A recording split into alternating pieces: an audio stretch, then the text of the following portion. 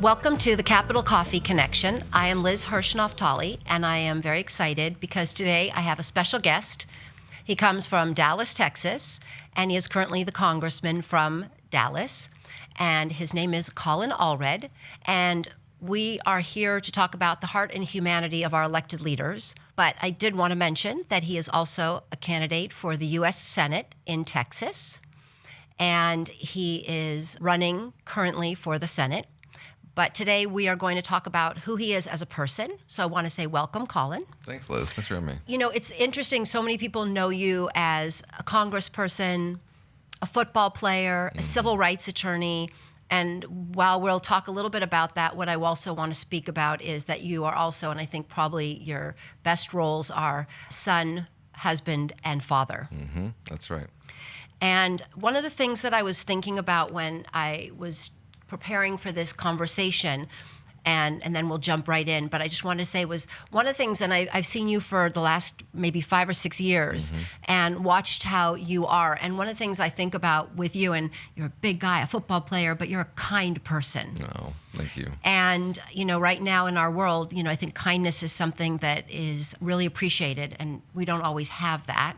There was a quote that I read I wanted just to start off with, which says, "I have found that it is the small everyday deed of ordinary folks that keep the darkness at bay.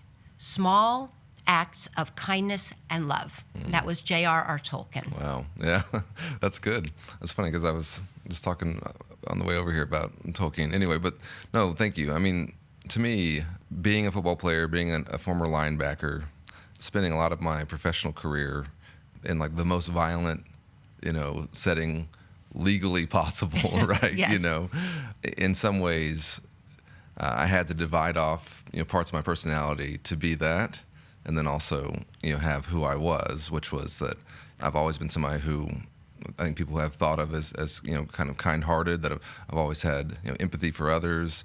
I come from kind of an unusual background, so it allows me to have sort of some insight, I think, into what it's like to be different. Right. And so I've always, you know, sort of lived by the maxim of, you know, there but for the grace of God go I in some cases. But, you know, as a former linebacker, everybody thinks that you're going to be like the hard-charging, you know, hyper-aggressive person. Right. You know, and I was that when I played. I was captain of every team I was on pretty much, and that was a big part of, you know, my career. Right. But I think you're right. I think that particularly now that we are at a stage, both in our country and around the world, where we could use a bit more reminding of our common values, of our shared beliefs, a bit of empathy for one another, understanding that, you know, everyone's going, you know, fighting their own struggle, and you don't know what that might be, but you could be a positive force in their life or a negative one. Right. I know I've not always succeeded, but I've tried to be a positive one. Yeah, well, it's an important part. And also, just those moments of kindness, what it shares with others, and that people who could be having a really bad day, if you just smile and you're kind, it actually, I think, gives them the opportunity to kind of come from where they are, which is someplace that might be uncomfortable or upset, and just kind of think, okay, Yeah. you know, someone smiled at me. Yeah, and you know, we were talking before this started about John Lewis, and you know, he was mentioned at the State of the Union, and that was one of the only moments where everyone stood up to give a standing ovation. And I knew Mr. Lewis well, and he came to Dallas to campaign for me when I ran for Congress, and, you know, served in the Black Caucus with him. And you know, the thing about him is that he couldn't go anywhere without everyone rushing up to him and wanting to take a picture and touch him and tell him how, in some way, he'd impacted their life. Right. And you would think that over the course of 40, 50 years of that, you might get a little bit, I don't know, tired of it, that you might be a little bit short with some people. And he was never like that. I mean, he was the kindest person to every single one. And I think he consciously thought, we never talked about this, but I think he consciously thought, this is their moment that they're going to get to meet me and talk to me. And I want them to remember me in this way. And this is my way of continuing this struggle that I've been a part of, which was, you know, to sort of try and perfect our union, to try and bring us together as a people. My favorite quote from him was that he'd say, you know, we might have come here on different ships, but we're in the same boat now. Right. You know, he'd say, we're all Americans. We have to find a way, you know, to Get work along. together. It's amazing that, you know, even though so many aspects of his legacy, everyone on the, you know, at the State of the Union, so many folks who were there have been opposing them. But when we talked about his memory, everyone stood up because he was such a kind man. Right. And you couldn't deny that. No, his character is beautiful. His character, that's right. So saying all those things, I believe that a lot of your character comes from your mom. And she was, a single mother raising you. And people know a little bit that she was a school teacher and that it wasn't always easy. And you mentioned also just growing up and there were struggles and that you sometimes felt, or maybe not sometimes, but you felt like you were an outsider. You didn't necessarily fit in, which I do believe a lot of young people experience for whatever their reasons are. But can you share a little bit about what it was like and what your mom imparted to you and what she was able to give to you as a single mom, which is a struggle for all, but also, and then what it felt like for you as a young person? Because I find that if people are going to listen to this, they can identify with youth very much and what our young lives were like, but they are all different. Yeah.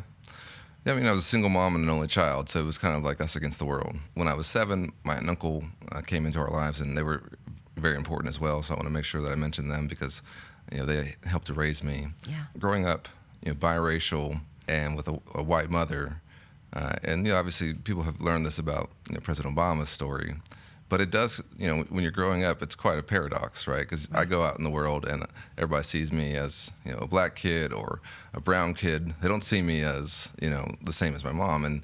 And so then you come home and you have this kind of different experience. Right. And I think that over time, that just helped me develop an empathy. But my mom, I think also, she was a big believer in kind of self-accountability, which is that you can't, just blame your problems on other folks. You can't leave this to circumstance, that you kind of have to take, the bull by the horns and do it yourself. That's something that I think I've, certainly learned from her.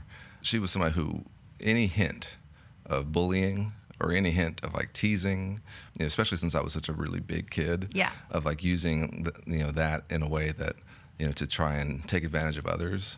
I mean, that was the thing that was, the most like biggest betrayal, right, to her.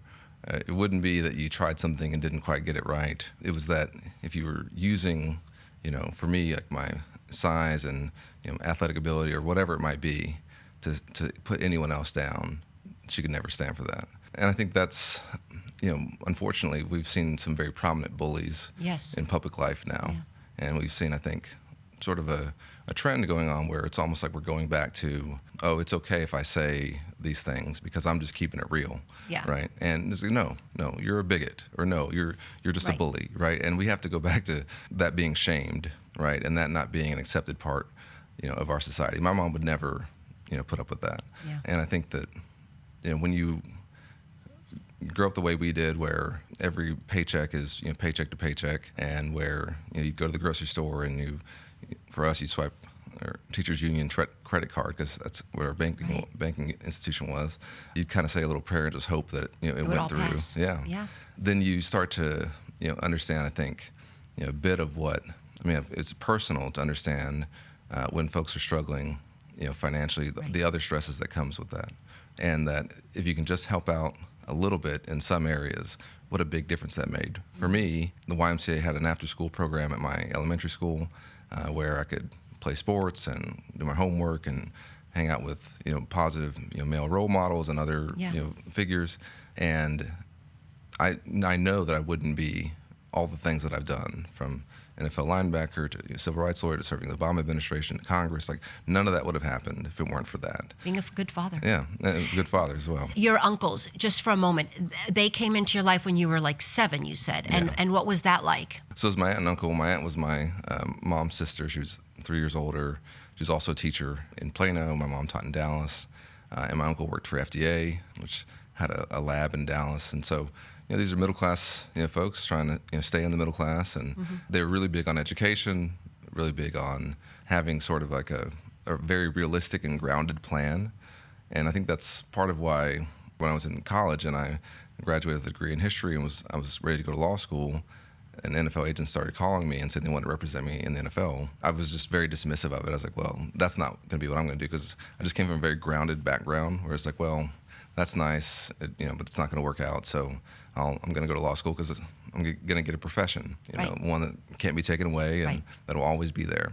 You don't peak at 30 or something. Right. That'll be a long-term, stable profession, right? And so I think that kind of grounding led me to be like that, to where when I did get a chance, I was like, okay, I'll give it a shot, but I'm always going to keep this in my and go back to school. My back pocket. And I think that's sort of the American story, sort of like salt of the earth people who have very realistic goals for their families, for their kids. What they want for them isn't to be handed everything, but just to have a shot, to be able to get into a good career, to hope that your kids can raise their own families, that they can keep advancing. Yeah. That kind of story is exactly my story, which is of folks who worked very hard to give me a shot, and had some institutions around us, from good public schools in Dallas to our YMCA, our JCC also, which I've spent a lot of time at, where my kids have gone to school in Dallas.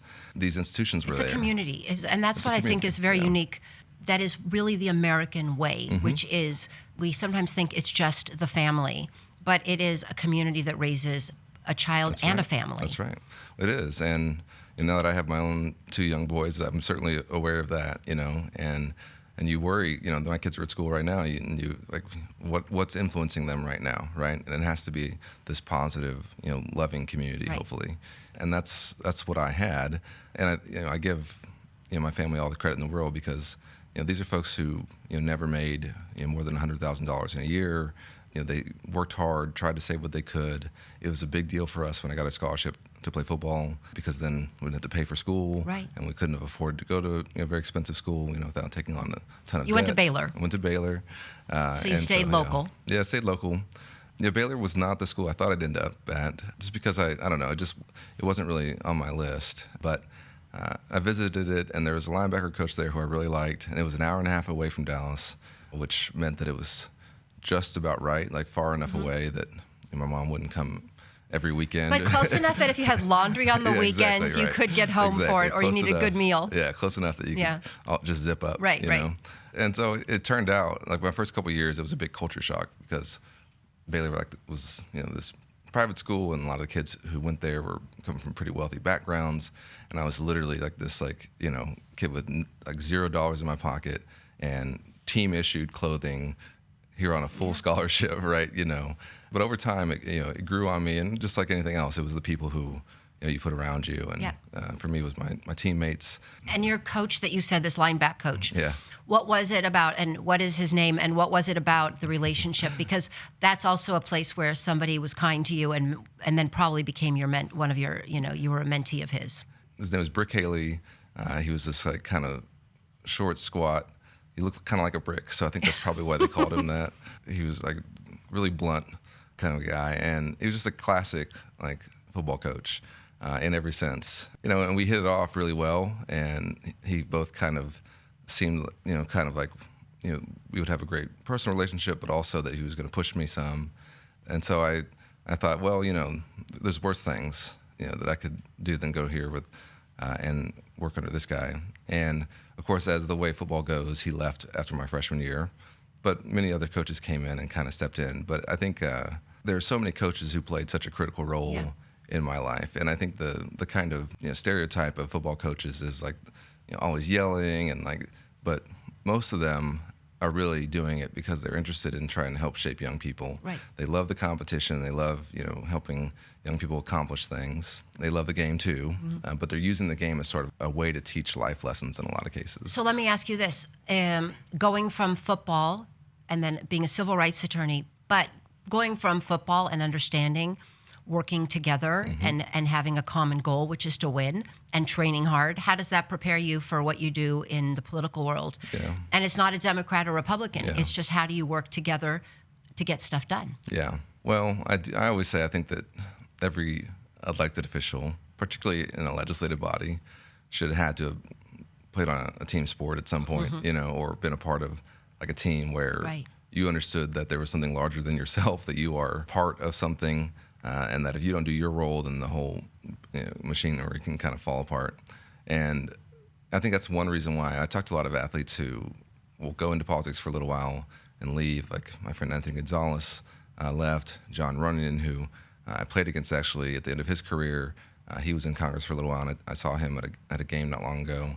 And like a lot of athletes, I think we find this atmosphere to be just incredibly frustrating, because we're just used to the idea that, yeah, okay, we had a competition, which is, for us the game, but the game's over now. And then you hug. We got to figure something out. Yeah, right. We got to work together.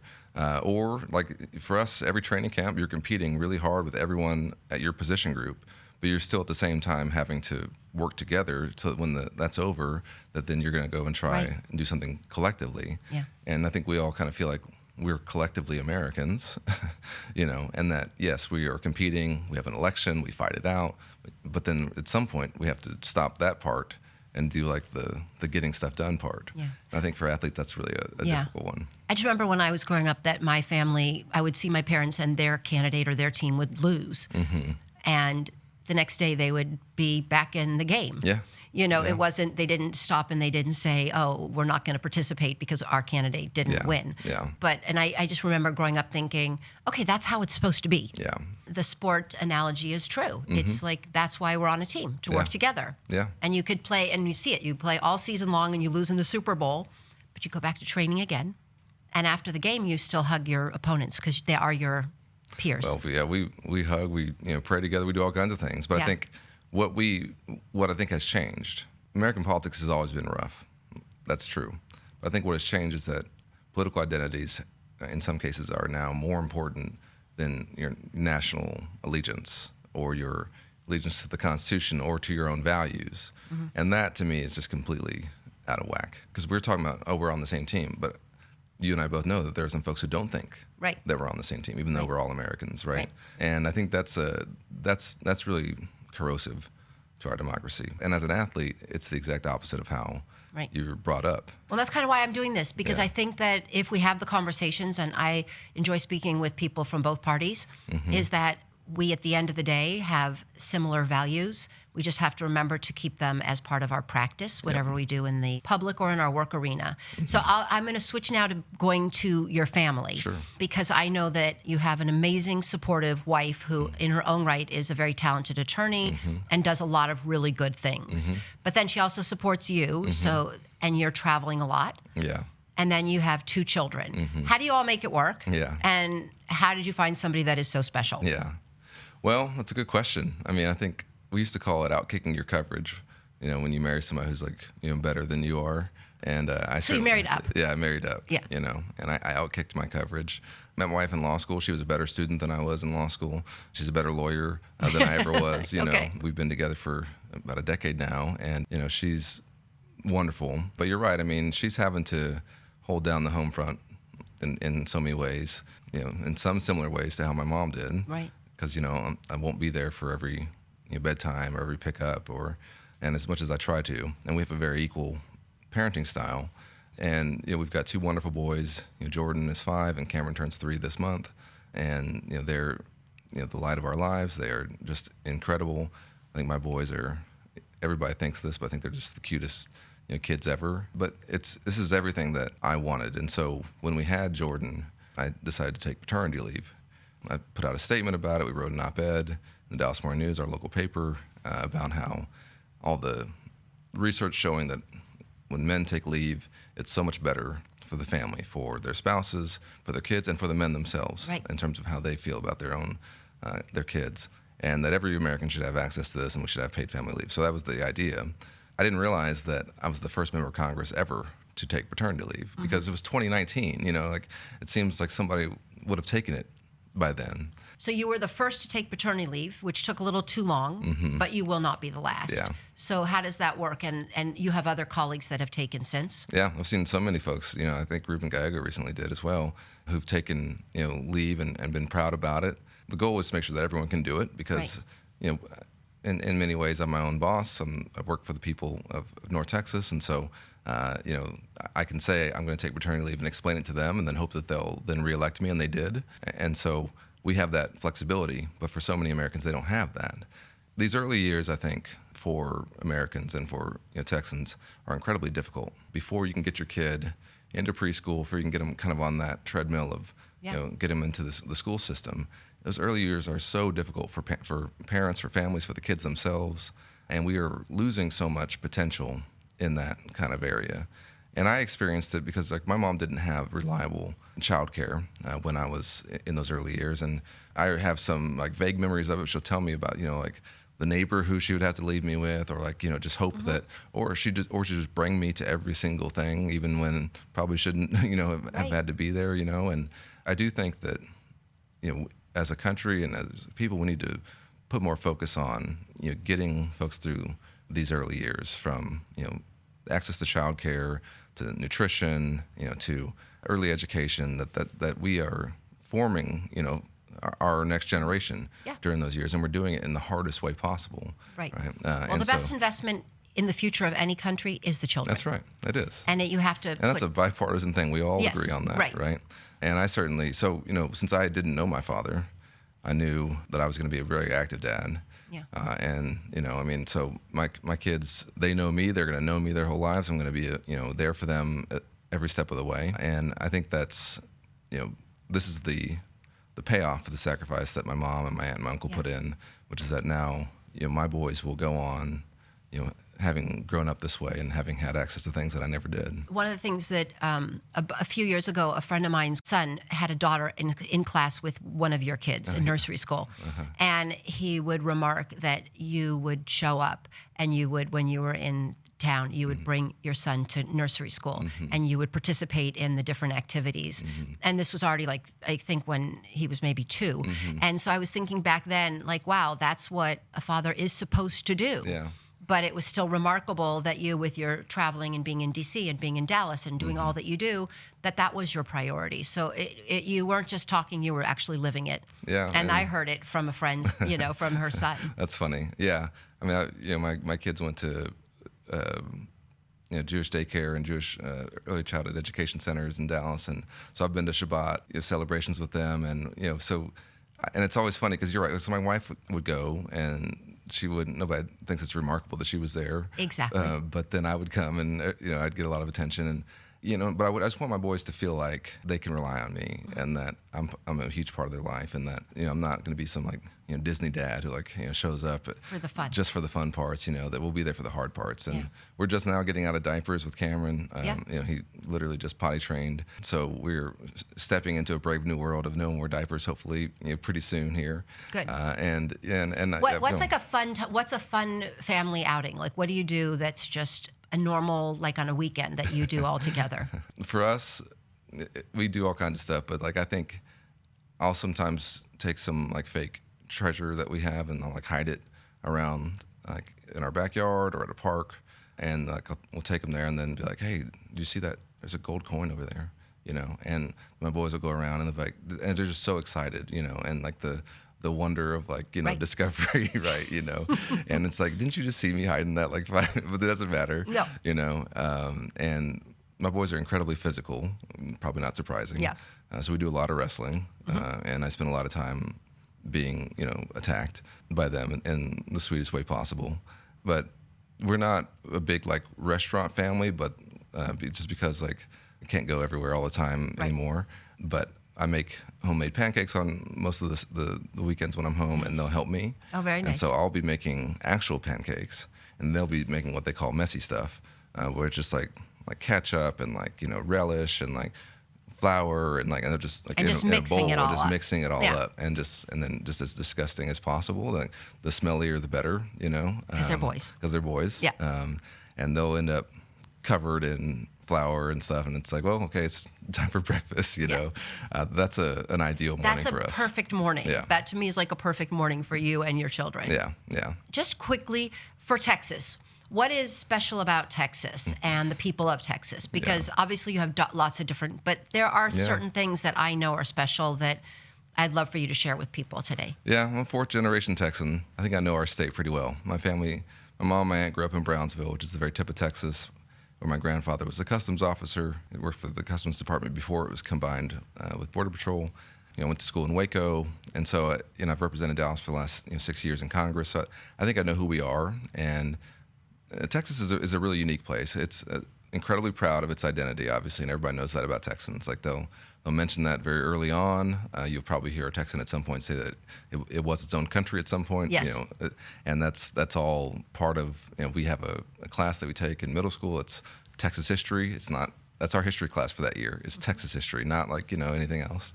I think there's a lot of things to be proud of, but it's also sort of a a meeting place of the South and the West. And so it's truly, Southwestern, and that's developed sort of an independent viewpoint on things where we're not as aligned with, some of the traditional South on many issues.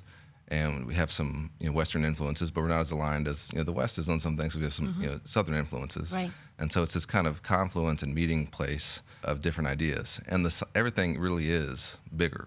The size of everything, from 30 million people, in the state to DFW having over 8 million people just in that metroplex alone, just a massive metroplex. The Houston metroplex, just enormous, right? And that's before you get to Austin and San Antonio. I mean, El Paso would be a big city in other states. For us, it's one of our smaller cities, Yeah. So everything really is bigger, and it's incredibly diverse and dynamic, and it's growing so rapidly. We are, a state that's got pluralities of people. It's not just Black, White, Latino. It's also East Asian and South Asian. We've got this incredible diversity and mix. Arab American.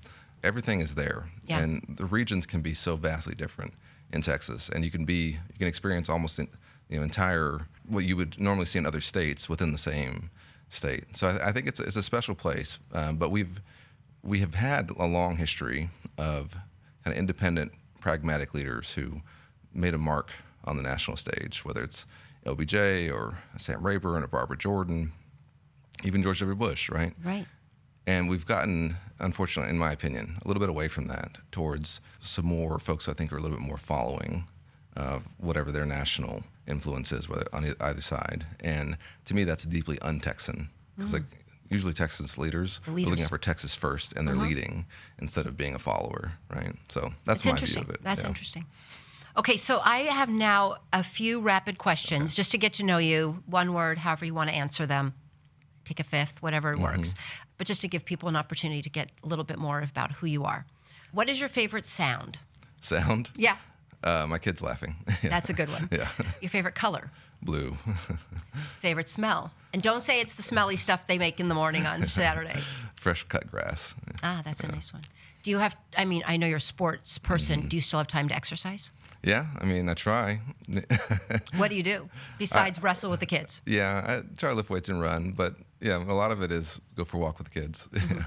And do you have music that you listen to when you work out? Do you have a playlist? I do, yeah. I listen to Hamilton a lot, the soundtrack from that. I know that's kind of corny, but... No, I love it.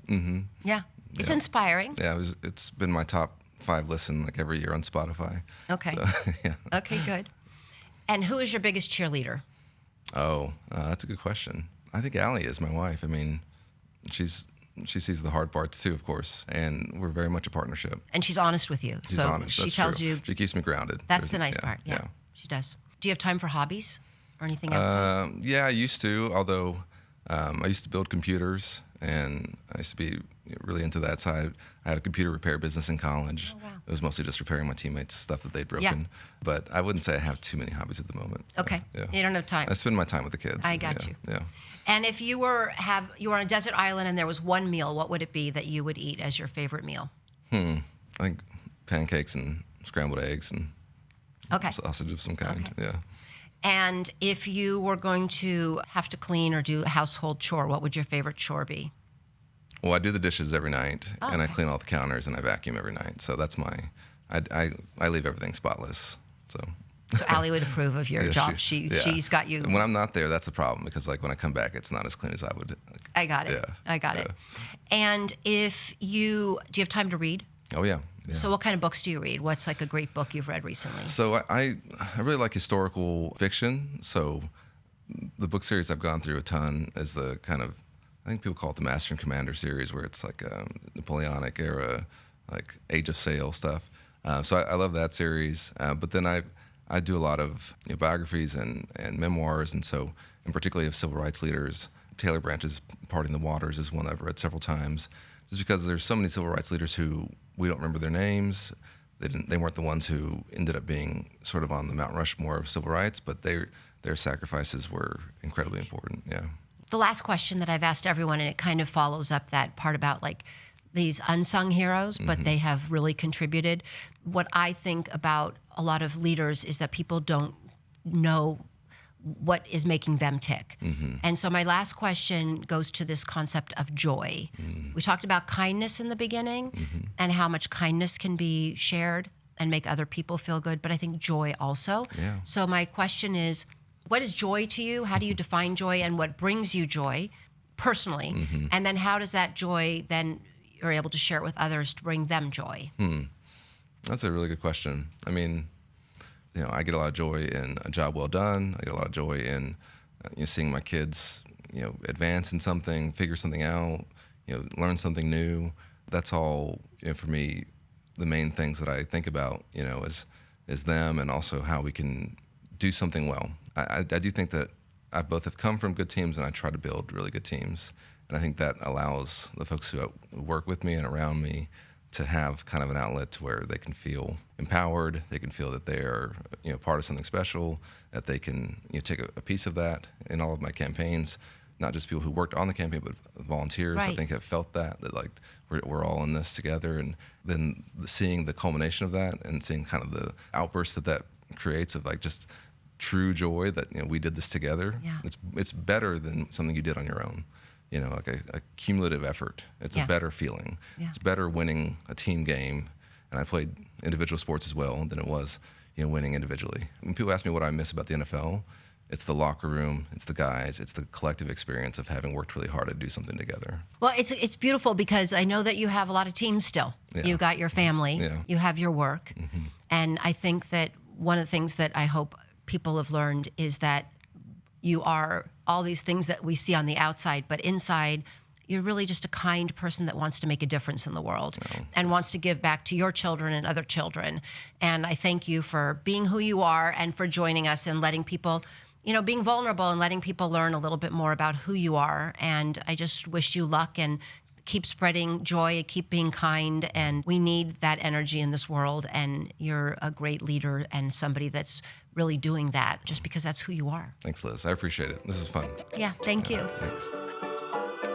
Hi, it's Liz. Please join me every Tuesday for coffee to talk about heart and humanity with our elected leaders. Ciao.